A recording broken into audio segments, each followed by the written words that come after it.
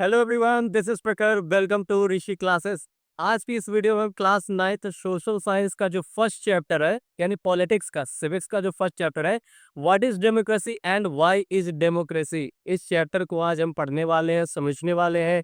क्या क्या की फीचर्स है डेमोक्रेसी की, कहते किसको है डेमोक्रेसी, डेमोक्रेटिक कंट्री और नॉन डेमोक्रेटिक कंट्री में सब क्या डिफरेंस होता है, हर एक चीज आज इस वीडियो में हम पढ़ने वाले हैं। तो वीडियो के एंड तक जरूर बने रहिएगा ताकि आपको इस चैप्टर से रिलेटेड जितने भी कंसेप्ट हैं वो कंसेप्ट आपके क्लियर हो सके। ठीक है, तो आइए देर ना करते हुए अपना चैप्टर हम शुरू करते हैं। और पहले समझते हैं कि डेमोक्रेसी हम कहते किसको है, कि डेमोक्रेसी होता क्या है, व्हाट इज डेमोक्रेसी। किसको आप बोलोगे कि ये डेमोक्रेटिक कंट्री है, किसको बोलोगे आप डेमोक्रेटिक कंट्री नहीं है। ठीक है, तो पहला क्वेश्चन को यही राइज होता है क्या, डिफिनीशन ऑफ डेमोक्रेसी। आप इसको बोलेंगे कि ये हमारा जो है डेमोक्रेटिक कंट्री है। ठीक है, तो क्या है, democracy is a form of government in which the rulers are elected by the people. समझ में आया, डेमोक्रेसी क्या होता है, जहाँ के रूलर्स जो होते हैं वो को इलेक्ट किया जाता है, उनको चुना जाता है। ठीक है, आपको अब्राहम लिंकन का एक जो है डिफिनीशन याद आ रहा होगा, अगर याद है तो बताइए। अब्राहम लिंकन कौन था, जो है अमेरिकन प्रेसिडेंट थे। ठीक है, इनका एक जो है डिफिनीशन था, क्या था, इनका एक डिफिनीशन था, इन्होंने बोला था कि for the people, for the people, of the people and bye the people. For the people, of the people and bye the people. ये डिफिनीशन था किसका, अब्राहम लिंकन का। इन्होंने दिया था डेमोक्रेसी के लिए डिफिनीशन कि for the people, of the people and bye the people, मतलब जनता के लिए, जनता के द्वारा, एंड जनता का, मतलब जनता का, जनता के लिए और जनता के द्वारा ही जो रूल होता है, जो शासन होता है, उसी को क्या बोलते हैं हम, डेमोक्रेसी बोलते हैं, लोकतंत्र बोलते हैं। लोकतंत्र भी आप देखोगे तो डेमोक्रेसी जो वर्ड है, ये दो वर्ड से है आपका, डेमोस और क्रेसिया। डेमोस और क्रेसिया दो वर्ड से मिलकर बना हुआ। डेमोस का मतलब होता है लोग और क्रेसिया का मतलब होता है रूल। क्रेसिया का मतलब होता है रूल होता है। ठीक है, मतलब लोगों का रूल। और हिंदी में भी अगर आप इसका मतलब देखेंगे तो लोकतंत्र, लोक मतलब होते हैं लोग और तंत्र मतलब होता है शासन। ठीक है, लोगों का जो शासन होता है उसी को हम क्या बोलते हैं, डेमोक्रेसी, या हिंदी में लोकतंत्र बोला जाता है। यहाँ तक चीजें क्लियर है, बताइए आगे देखिए। But chief factor common to all democracy is that the government is chosen by the people। यही सबसे इम्पोर्टेंट एक कैरेक्टर है इसका, यही सबसे इम्पोर्टेंट जो है डिफिनीशन ये है कि इसके जो इलेक्टेड मेंबर होते हैं उनको वहाँ की कॉमन पीपल के द्वारा इलेक्ट किया जाता है। It also helps students to demonstrate between democratic and non-democratic governments। अब जो डेमोक्रेटिक कंट्री होती है और नॉन डेमोक्रेटिक कंट्री होती है, इसके बीच में यही डिफरेंस है। देखिए, जो डेमोक्रेटिक कंट्री होती है उसके जो इलेक्टेड मेंबर होते हैं उनको जो है इलेक्ट किया जाता है वहाँ के पीपल के द्वारा। बट जो नॉन डेमोक्रेटिक कंट्री होती है, जैसे जहाँ पे मोनार्क हो, ठीक है, जहाँ पे एरिस्टोक्रेसी हो, जहाँ पे ऑटोक्रेटिक रूलर रहते हो, ठीक है, जहाँ पे डिक्टेटरशिप हो, तो वहां पे क्या होता है, वहां पे जिसके रूलर होते हैं उनका जो है इलेक्शन नहीं होता है, उनको हम इलेक्ट नहीं करते हैं। ठीक है, वो जो है, जैसे आप सऊदी अरेबिया का केस पढ़ेंगे तो वहां के जो रूलर होते क्या, मतलब जो किंग हो गया, उसके फैमिली में, उस फैमिली में जितने लोग जो है बॉर्न करेंगे तो राजा के बाद फिर उसका बेटा आगे चल के जो प्रिंस होता है वो आगे चल के किंग बनता है। ठीक है, ऐसे ही आप जो यहाँ पे म्यांमार का केस दिया हुआ, म्यांमार में जो क्या है मिलिट्री रूल है। ठीक है, यहाँ की जो मिलिट्री रूल है वो प्रेसिडेंट मतलब चीफ रूलर वही है और उसको लोगों के द्वारा इलेक्ट नहीं किया जाता है। तो ये चीजें इंपॉर्टेंट है। नॉन डेमोक्रेटिक कंट्री जो होती है उसमें क्या होगा, जैसे डिक्टेटर्स हो गए, मोनार्क हो गया, ये सब जो जो आके नॉन डेमोक्रेटिक है। जैसे देखिए डिक्टेटर्स लाइक पिनोशेट कहाँ पे थे, चिली में थे। ठीक है, ये सब are not elected by the people, this also applies to monarchies. Monarchies में भी यही होता है कि वहाँ के लोगों को जो है, वहाँ के जो रूलर्स होते हैं, जो राजा होते हैं, उनको लोगों के द्वारा इलेक्ट नहीं किया जाता है। तो ये चीजें क्लियर है, डेमोक्रेसी क्या होती है। उसके बाद डेमोक्रेटिक और नॉन डेमोक्रेटिक जो कंट्रीज होती हैं उसमें डिफरेंस समझ में आया आपको। आइए आगे समझते हैं जो फीचर्स है डेमोक्रेसी के, उस वो क्या होता है। मतलब हमने इतना तो पढ़ लिया कि डेमोक्रेटिक कंट्री क्या होती है, नॉन डेमोक्रेटिक कंट्री क्या होती है। इस बेस पे डिफरेंस करने के लिए हमने ये पढ़ लिया कि जो जनता के द्वारा जो लोग चुने जाते हैं वो डेमोक्रेसी में होता है, और नॉन डेमोक्रेटिक कंट्री में इलेक्टेड मेंबर चूज नहीं किए जाते हैं, उनका चुनाव नहीं होता है। ये तो डिफरेंस करने के लिए ये डिफिनेशन पर्याप्त था, इनफ था। बट अब जो है उसके जो फीचर्स होते हैं, गुण होते हैं किसके, डेमोक्रेसी के, उस चीज़ को समझना हमारे लिए इम्पोर्टेंट हो जाता है, क्योंकि उतना ही डेफिनेशन पर्याप्त नहीं है। अभी हम जब आगे स्टोरी में पढ़ेंगे, यहाँ पे जो पाकिस्तान की स्टोरी दी गई है, उसके बाद मैक्सिको की स्टोरी दी गई है, ज़िम्बाब्वे की स्टोरी दी गई है, इन सब जब स्टोरी को आप पढ़ेंगे तो वहाँ पे भी आप देखोगे कि वहाँ के जो रिप्रेजेंटेटिव हैं, उनको जो है लोगों के द्वारा इलेक्ट किया जाता है, बट वो डेमोक्रेटिक कंट्री नहीं है, ठीक है? तो वो चीज़ तो ठीक है, मतलब उनको जो है डिफरेंस करने के लिए हमको इतना पता है कि हाँ, डेमोक्रेटिक कंट्री में क्या होता है, लोगों को इलेक्ट किया जाता है। बट और भी फीचर्स होते हैं डेमोक्रेसी के, उसको हम इस जो है पॉइंट से समझते हैं। देखिए, कुछ क्वेश्चंस ये दिए गए, इन क्वेश्चन का आंसर अगर आपको मिल जाएगा, तो आप उसके फीचर्स को समझ सकते हैं। जैसे who are the rulers in this definition, अब जो ये डेमोक्रेसी है, इसमें रूलर कौन है, मतलब कौन से लोग रूल कर रहे हैं, इसका आंसर आपको मिल जाएगा, तो फिर आप जो डेमोक्रेसी है उसके फीचर्स को समझ पाएंगे। फिर what kind of election constitute a democratic election, जो इलेक्शन हो रही है वहां पे किस टाइप का जो है इलेक्शन हो रहा है, जो डेमोक्रेटिक इलेक्शन हो रहे हैं वहां पे, तो वो किस तरीके का इलेक्शन बना रही है, ठीक है? इस चीज का आंसर मिलेगा आपको, तो फिर आप बता सकते हो कि हाँ ये डेमोक्रेटिक के फीचर्स है। फिर who are the people who can elect the rulers और गेट इलेक्टेड एज रूलर्स, मतलब जो रूलर्स के रूप में या तो इलेक्ट किए जाए या फिर उनको इलेक्ट करें, तो वो कौन से लोग हैं, इसका भी आंसर आपको मिल जाएगा, तो आप फीचर्स बता सकते हैं।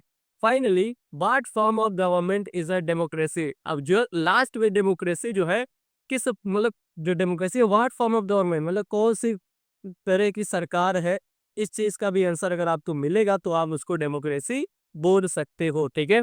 तो फीचर्स आप डेमोक्रेसी में, या हम पहला फीचर्स जो पढ़ते हैं वो ये है कि in a democracy all major decision are made by the elected leaders. पहला फीचर्स यही है कि डेमोक्रेसी में क्या होना चाहिए कि जो मेजर लीडर्स है, सॉरी जो मेजर डिसीजंस है, वो किसके द्वारा लिया जाना चाहिए, जो वहाँ के इलेक्टेड लीडर्स होते हैं। अब आइए, जहाँ पे आपको पाकिस्तान की स्टोरी दी गई है, इस स्टोरी को हम समझते हैं। तो इसमें क्या है, जनरल परवेज मुशर्रफ, नाम याद रखिएगा, जो जनरल परवेज मुशर्रफ है, लेड अ मिलिट्री coup इन पाकिस्तान इन अक्टूबर 1999। अब 1999 यानी 1999 में जो वहाँ के चीफ मिलिट्री लीडर थे, जिसका नाम परवेज मुशर्रफ था, उन्होंने एक मिलिट्री कूप कर दिया। मिलिट्री कूप क्या होता है कि जो सैन्य अतिक्रमण जिसको आप बोलते हो, ठीक है? तो वहाँ के जो प्रेसिडेंट थे या पहले जो रूलर थे, जिसका सॉरी प्राइम मिनिस्टर थे, जिनका नाम नवाज शरीफ था, उनको हटा के जो है ये मिलिट्री coup कर दिया जाता और later change his designation to president. और बाद में ये जो परवेज मुशर्रफ थे, जो कि मिलिट्री coup के जो हेड थे, उन्होंने अपना डेजिग्नेशन पद चेंज कर दिया, किस पे पद पे, प्रतिनिधि के रूप में, ठीक है? He also amended the constitution of Pakistan according to which the president could dismiss the national or provincial assembly। और फिर जैसे उसने अपना जो है पद चेंज किया, डेजिग्नेशन चेंज किया, प्रेसिडेंट के रूप में आया, उसने कॉन्स्टिट्यूशन को ही चेंज करना स्टार्ट कर दिया। और जब कॉन्स्टिट्यूशन को चेंज किया तो उसमें उसने ये रूल इम्प्लीमेंट कर दिया कि वो कभी भी जो है, चाहे वो नेशनल असेंबली हो, सॉरी, चाहे वो नेशनल असेंबली हो या फिर प्रोविंशियल यानी स्टेट असेंबली हो, उसको कभी भी वो डिसॉल्व कर सकता है, खत्म कर सकता है।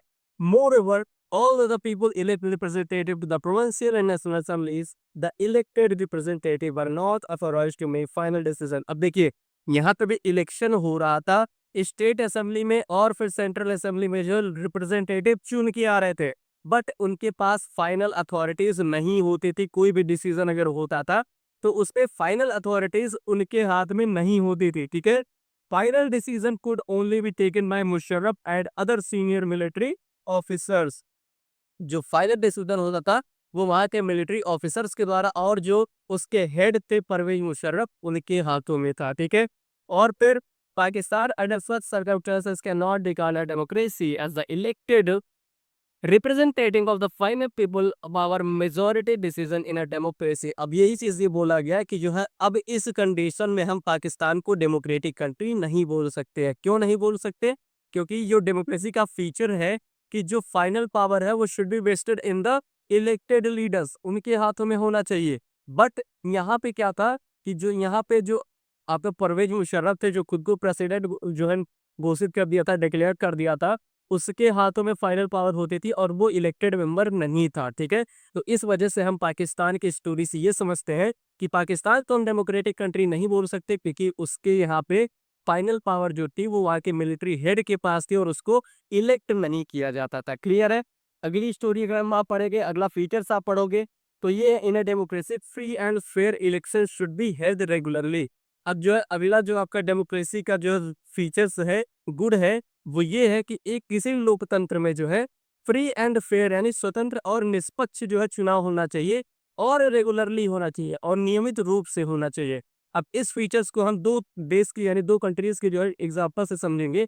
पहला कंट्री है आपका जो है चाइना और सेकेंड कंट्री इसमें जो है मैक्सिको। ठीक है, चाइना में क्या होता था, चाइना में जो है अगर आप देखोगे तो चाइना में भी हर जो है एवरी 5 ईयर पे जो इलेक्शंस होते थे। ठीक है, elections were held every 5 year in China. और वहां पे क्या होता था कि जो एक ही सिंगल पार्टी होती थी जिसका नाम था नेशनल पीपल कांग्रेस, वो जो है केवल वही पार्टी जो है बार बार जो है आप कह सकते हो जीतती हुई आ रही थी। ठीक है, अब आप देखिए यहाँ पे in China elections are held regularly after every 5 years, हर 5 साल पे होते थे। People elect the members of the parliament called national people congress. People जो है अपने जो है मेंबर्स को वहां से कलेक्ट करते थे, चुनते थे, जिसको क्या बोला जाता था, national people congress. The parliament has the power to elect the president of the country. और वहां के पार्लियामेंट को ये पावर थी, ये शक्ति थी कि वो वहां के जो है कंट्री के जो प्रेसिडेंट का चुनाव कर सकती थी। तो यहाँ तक तो सब कुछ ठीक था, मतलब यहाँ पे लग रहा है कि हाँ हमको डेमोक्रेसी है। यहाँ तो चीज समझ में आ रही है, जैसे हमारे यहाँ पे होता है वही चीजें यहाँ पे भी हो रही थी कि लोग जो है मतलब चुनाव इलेक्शंस होते थे, लोग अपने रिप्रेजेंटेटिव को चुनते थे और वहाँ की पार्लियामेंट को ये पावर थी कि वो जो है क्या कर सकती थी, वहाँ के प्रेसिडेंट का चुनाव कर सकती थी।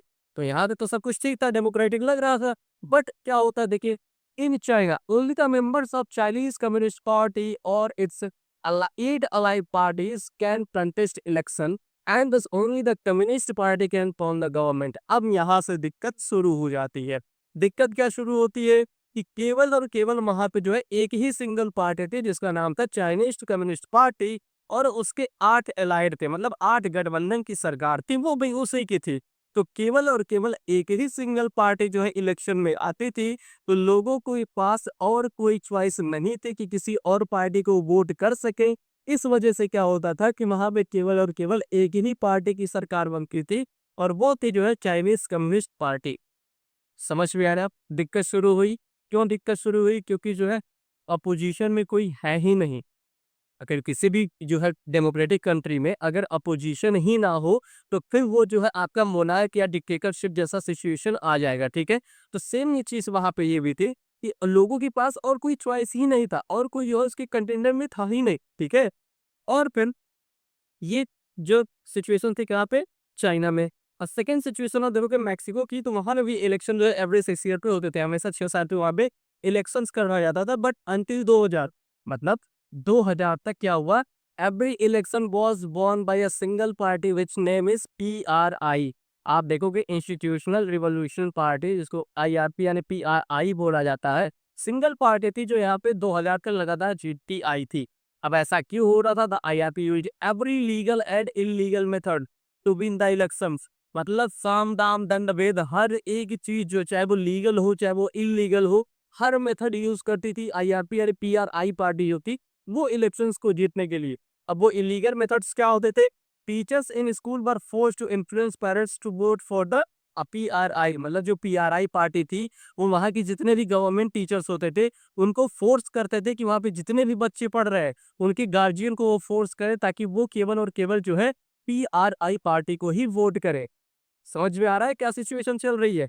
उसके बाद फिर और देखिए, media ignored all activities of the ruling party but only focused itself on criticizing the opposition party and large sums were spent on campaigning for IRP candidates। मतलब वहाँ की जो मीडिया होती थी उसको फोर्स किया जाता था कि मतलब वो जो है केवल और केवल जो है अच्छी चीजों के बारे में ही, जो रूलिंग पार्टी है उसकी एक्टिविटीज को इग्नोर कर दे। मतलब जितनी भी इलीगल एक्टिविटीज कर रही है इसकी रूलिंग पार्टी पीआरआई पार्टी, जितनी भी इलीगल एक्टिविटीज कर रही है उसको पूरी तरीके से इग्नोर कर दे को मीडिया, और केवल क्रिटिसाइज करो किसको? अपोजिशन, जो अपोजिशन में है, जो अपोजिशन में जो पार्टी है, जो विरोधी दल का पार्टी है, उसको क्रिटिसाइज करो, उसकी जितनी भी आलोचना कर पाइए आप करिए, बट रूलिंग पार्टी के बारे में कुछ भी सपना नहीं चाहिए। ठीक है, ऐसा जो है यहाँ पे था पीआरआई के द्वारा। अब आप सोच लीजिए यहाँ पे जो है पहले सिचुएशन में क्या था चाइना के बाद, वहां पे लोगों के पास चॉइस ही नहीं थी। ठीक है, वहां पे चॉइस ही नहीं था, सिंगल पार्टी था, उसी को वोट करना था। बट यहाँ पे क्या होता है, यहाँ पे चॉइस होता है लोगों के पास। बट जो अदर पार्टी थी, अपोजिशन में पार्टी थी, उसके जीतने के चांसेस बिल्कुल भी कम थे, क्योंकि जो पीआरआई पार्टी थी वो हर एक जो कह सकते हो मेथड होता है, लीगल हो इलीगल हो, मोरालिटी एकदम डाउन करके जो है वो क्या करते थे, इलेक्शंस में जीतने के पूरी प्रयास करते थे। जो ब्राइब्स होता था, रिश्वत जिसको बोल दो आप, हर एक चीज वो जो वहां पे करवाते थे। ठीक है, वहां के जितने भी कह सकते हो गवर्नमेंट एम्प्लॉयज होते थे, उनको जो फोर्सफुली जो है इनवाइट किया था कि आप मीटिंग अटेंड करने के लिए। ठीक है, और उसके साथ साथ देखिए, तो इसकी भी इसमें तो उनके जितने भी लोग कैंपेन के लिए निकलते थे जो है, तो उनको भी जो वहाँ पे मतलब जो अदर पार्टीज की कैंपेन के लिए निकलते थे, तो उनको भी जो क्या कभी आता था, वहाँ पे फोर्सफुली रोका जाता था। तो इस तरीके की फॉर्म को भी जो हम जो है क्या कह सकते हैं, इसको डेमोक्रेटिक कंट्री नहीं बोलेंगे। क्यों? क्योंकि जो डेमोक्रेसी है must be based on free and fair election. मतलब डेमोक्रेसी वहीं पे होती है जहाँ पे फ्री एंड फेयर इलेक्शन होता है, स्वतंत्र और निष्पक्ष चुनाव होता है। और इन दोनों केस में मैं हमने देखा जो है कि चाइना के केस में भी वही चीज था कि अपोजिशन में कोई पार्टी ही नहीं था। और इसमें ये चीज ये भी होनी चाहिए कि चाहे दो पार्टी अगर खड़ी हो रही हैं, इलेक्शंस में आ रही हैं, तो दोनों के जीतने के चाहे हारने के, दोनों का इक्वल चांस होना चाहिए। अब यहाँ पे जो है पहली चीज में आप देख रहे हो चाइना में आपको पता है भाई, वोट दे ना दे जो है एक ही पार्टी जीतनी है, इसमें कोई दिक्कत की बात नहीं है। बट सेकेंड मैक्सिको के केस में क्या था, वहां पे जो आपको दो जो है पार्टी दिख रही हैं, बट वहां पे भी ये चीजें श्योर है कि जो है आपको पीआरआई पार्टी ही जीतती नजर आ रही है। उसी के जीतने के चांस जो है हमेशा 100% रहते थे, और अपोजिशन के चांस जो है एकदम 0% रहता था। तो ये चीजें डेमोक्रेसी में नहीं होनी चाहिए। फ्री एंड फेयर इलेक्शन होना चाहिए, और इट शुड बी रेगुलरली होना चाहिए। क्लियर है? सेकेंड वन अगर आप देखेंगे तो democracy should be based on the principle of one person. इसको आगे और देखते हो क्या है, democracy should be based on principle of one person one vote one value. अब इस चीज को हम तीन कंट्री के जो है उससे देखेंगे। अगर तीन कंट्री का आप एग्जांपल देखोगे, जिसमें एक इस्टोनिया है, और एक फिजी है, और एक सऊदी अरेबिया है। इस्टोनिया का अगर आप देखोगे तो इस्टोनिया में ये था कि वहां पे जो रशियन माइनॉरिटीज के लोग रहते थे, उन्हें बहुत ही डिफिकल्टीज फाइंड होती थी जब उनको वोट करना होता था। ठीक है, पहली सिचुएशन इस्टोनिया की थी। सेकेंड सिचुएशन थी फिजी की। फिजी में क्या था, फिजी में आप देखोगे तो फिजी में जितने भी इंडिजीनियस जो है पीपल थे, ठीक है, इंडिजीनियस पीपल थे, मतलब जो इंडियन लोग वहां पे गए हुए थे, और फिर जो वहां के लोकल जो थे, जो लोकल फिजियन थे, दोनों की जो वोट वैल्यू तो दोनों की जो वोट वैल्यू थी, ठीक है, वोट वैल्यू तो उसमें डिफरेंसेस था। मतलब वहां के जो लोकल लोग थे उनकी वोट वैल्यू ज्यादा थी, और जो इंडियन लोग फिजी में जो है स्टैब्लिश हुए थे उनकी वोट वैल्यू कम थी। ठीक है, ये सिचुएशन थी फिजी में। और फिर जो आप जो है जिसका देखोगे, किसका, एक कंट्री है सऊदी अरेबिया। सऊदी अरेबिया में आप देखोगे तो वहां पे 2015 तक, यानी 2015 तक वहां पे महिलाओं को जो है ये कह सकते हो आप, उनको राइट ही नहीं था कि वो वोट कर सके। 2015 के बाद उनको जो वोट करना स्टार्ट हुआ उनके लिए। ठीक है, तो आप तीनों कंट्री में देखोगे कि सऊदी अरेबिया में क्या था, women do not have the right to vote till जो है 2015। ठीक है, 2015 तक इनको वोट करने का राइट ही नहीं था। और फिजी में क्या था, the vote of a local Fiji has more value than that of a Indian Fijian. जो मतलब जो भारतीय फिजी के लोग थे वहां पे, उनकी वोट वैल्यू कम थी कंपेयर टू वहां के जो लोकल फिजियो के। ठीक है, उसके बाद एस्टोनिया का पीस आप अगर देखेंगे तो यहाँ पे citizenship rules are such that the people belonging to the Russian minorities five it difficult to vote. जो रशियन माइनॉरिटी के लोग थे वो वोट करने के लिए उनको बहुत ही डिफिकल्टीज होती थी। तो इस सिचुएशन में आप क्या देखते हो कि we find that each adult citizen must have one vote and each vote must have one value. अब इसमें इस जो है स्टोरी को पढ़ने के बाद हमको यही समझ में आता है कि जितना भी सिटीजन है, जो अगर वो अबव 18 है, आप एडल्ट हैं, तो आपकी वोट जो है, आपको वोट करने का राइट होना चाहिए। और वोट की वैल्यू जो है वो एक ही होनी चाहिए। ऐसा नहीं कि आपके आप प्रेसिडेंट जो है उसकी वोट वैल्यू अलग हो जाए, और फिर जो कॉमन पीपल है उसकी वोट वैल्यू अलग हो जाए। तो ऐसा नहीं होना चाहिए। डेमोक्रेसी ये कहती है। समझ में आई बात? तो इतना जो हमने पढ़ा, इसके बाद लास्ट वाला जो आपका है, लास्ट में एक जो और जो आपका फीचर्स है किसका, डेमोक्रेसी का, तो वो आप पढ़ोगे जिम्बाब्वे की स्टोरी से। ठीक है, तो इसमें क्या है, rule of law and respect for right. मतलब रूल ऑफ लॉ होना चाहिए, किसी भी आदमी का रूल नहीं, पर्सन का रूल नहीं होना चाहिए, लॉ का रूल, कॉन्स्टिट्यूशन का, संविधान का रूल होना चाहिए। ठीक है, और कॉन्स्टिट्यूशन के अकॉर्डिंग गवर्नमेंट चलनी चाहिए, ना कि गवर्नमेंट के अकॉर्डिंग कॉन्स्टिट्यूशन चलने लगे। जहां पे गवर्नमेंट के अकॉर्डिंग कॉन्स्टिट्यूशन चलेगा वो देश जो है मोनार्क या डिक्टेटर जैसा हो जाएगा, वहां पे डेमोक्रेसी नहीं होगी। ठीक है, तो इसके इसको भी हम समझते हैं। जिम्बाब्वे में क्या था, प्रेसिडेंट रॉबर्ट मुगाबे, इनका नाम याद रखिएगा। ये भाई साहब क्या थे, ये जो रूल कर रहे थे कब से, 1980 से। 1980 में जब उनका देश इंडिपेंडेंस हुआ था, आजाद हुआ था, तो वो समय ये बहुत ही पॉपुलर लीडर हुआ करते थे। ठीक है, कौन?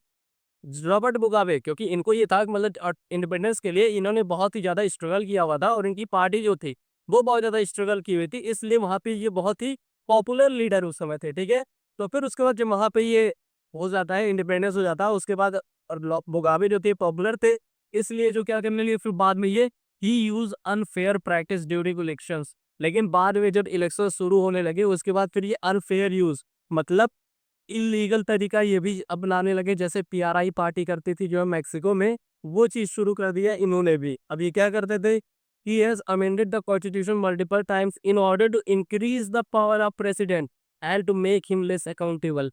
अब अकाउंटेबल क्या होता है, जैसे गवर्नमेंट जो होती है, किसी भी देश की जो सरकार होती है, वो जो है अपने पीपल्स के प्रति जो है अकाउंटेबल होती है। मतलब सरकार अगर उसे कुछ क्वेश्चन करे, कुछ उनसे पूछे, तो उसके लिए आपको जवाबदेही होना पड़ता है। अगर आप जवाब नहीं दोगे तो फिर वो क्या करेगी, 5 साल बाद वहां से आपको हटा देगी, आप सरकार से गिर जाओगे। ठीक है, जो- समझ में आया, आप सरकार से गिर जाएंगे, इसलिए अकाउंटेबल होना चाहिए। बट ये क्या देगा, इसने कॉन्स्टिट्यूशन को मल्टीपल टाइम्स जो है चेंज किया, और उसके बाद उसमें ये कर दिया, प्रेसिडेंट की पावर को इंक्रीज कर दिया, और खुद को जो है कम लेस अकाउंटेबल बना दिया। ठीक है, और भी क्या गया इसमें, the member of opposition parties are jailed if they raise their voice against the government. और अगर सरकार के खिलाफ कोई भी अपोजिशन का पार्टी का जो मेंबर होता था, अगर वो कुछ भी वॉइस रेज करता था, कुछ भी आवाज उठाता था, तो उसको तुरंत ही इम्प्रिजनमेंट दे दिया था, जेल कर दिया जाता था। ठीक है, जेल में भेज दिया जाता।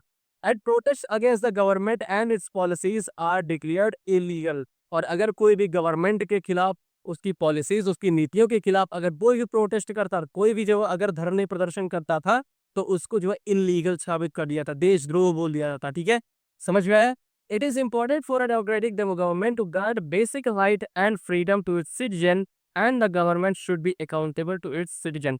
अब यही कहा गया है कि डेमोक्रेटिक में ये चीजें इंपॉर्टेंट हो जाती है कि जो उसके सिटीजन्स हैं उनके राइट्स को वायलेट ना कर ले।